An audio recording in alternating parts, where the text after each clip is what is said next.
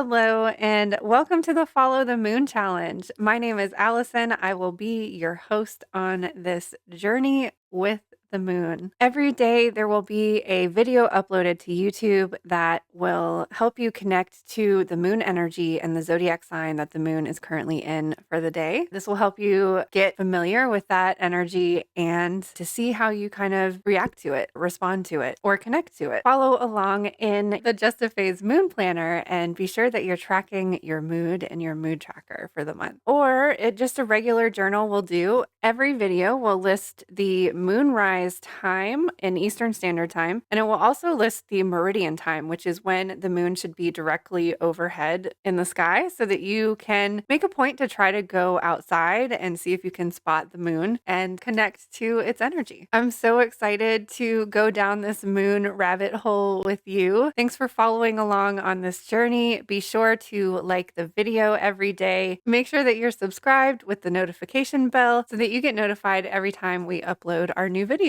Thanks for hanging out with me in Wonderland today. I hope you enjoy today's video.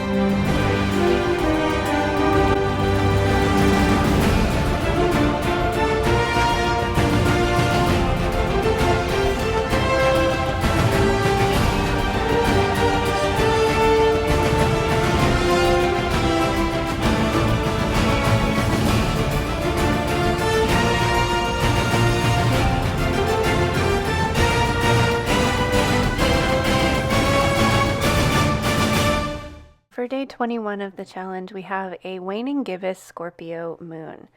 We transitioned into Scorpio a little after 7 last night, so we are starting off our day with Scorpio, and we'll be in Scorpio all day today and all day tomorrow. The moon will rise at almost midnight. It will be directly overhead around 4:24 a.m., and it will set on the western horizon at 10:10 a.m. So Scorpio is a water sign, and we've already experienced the other two water signs so far this moon cycle. We experienced Pisces right after the new moon, and then we also experienced Cancer. So Scorpio is the last water sign. Scorpio season this year goes from October 22nd through November 20th. And what holiday do we have right in the middle of those dates? Halloween. This time of year is also smack dab in the middle of fall. There's no doubt about Scorpio. Scorpio energy is fall energy. It is the last harvest of the year. The plants and the harvest are dying, and the energy is going inward and underground. The plants send all of their energy into their roots to prepare for winter. Because all of that energy is pushed underground, we're not seeing those vibrant, beautiful colors of transformation and balance that Libra creates. What we see on the surface is dull or lacking color, but that is because the magic is happening within and underground. It's still there, you just can't see it. So water energy helps us to tap into those emotions that might be below the surface, that's literally underwater or underground. Scorpio energy allows us to look at that darkness, to go deep within, or look at that emptiness and find that spark, light, or secret that's hidden deep within. That's why we associate the keyword magnetize to Scorpio, because just like a magnet, Scorpio energy and darkness in general has that draw to it. We're curious and we want to explore it. Society teaches us to stuff things down, to hide the parts of ourselves that might not be that beautiful to look at. But just like this image here of the ocean at night, if we allow ourselves to explore that darkness, we're going to see that there is this light there. There is this illumination. When you take a walk on the beach at night, you would think that it would be pitch dark because there's no sunlight and there's no street lights. But really, everything that is reflected on the water illuminates the sand, the water, the sky feels even illuminated. So when we allow our eyes to adjust to that darkness, it's when you start to see and find the light. We are moving further and further away from the full moon, and we are almost to the last quarter, which is 50% lit. So technically we are still the waning gibbous, but we are almost to that last quarter. So as the light and energy decreases, having this Scorpio energy, which is technically the waning crescent time of year, might add a little bit more darkness, a little bit more subconscious energy to the waning gibbous moon. When you look at the symbol of water, it's literally an arrow pointing down. Or from an emotional standpoint, an arrow pointing within. Imagine if you're walking through the woods and you come across an old abandoned house. Now, you're going to assume that it's haunted, for one. Why is that? Why would an empty house automatically be haunted? I think one of the reasons is because we assume that the unknown is bad or scary, and we also think that emptiness is scary. When really it's just an empty house that's been neglected. And we can kind of compare that to the things that we stuff down inside. We all have this empty house or this empty attic that we store things that we don't want to look anymore. We put them in boxes, we stuff them down, and we try not to think about them anymore.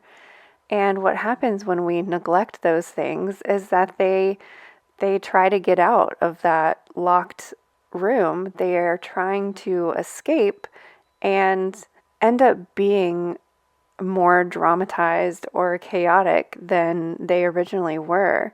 Whereas if you opened the room and opened the box and took a look inside, it's probably not that scary. It may have been scary to the younger version of yourself that didn't know any better or hasn't learned how to integrate or heal those past wounds. So when we look at an old, empty, abandoned house, what if we looked at it a little bit differently? What if we looked at it as what it once was? Possibly in its lifetime, it was a beautiful home with a happy family in it. It was brand new at one point in time. It was shiny and pretty and filled with things and people that were loved and adored. And you're still drawn to this old abandoned house because you're curious what's inside. It's almost like it's calling your name and pulling you towards it.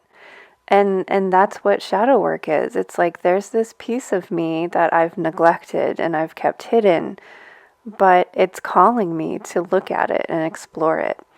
And if you allow yourself to explore this dark and scary abandoned house, you're going to remember, if you're able to heal it, you're going to remember that, hey, this used to bring me joy. This used to keep me safe. This used to keep me protected.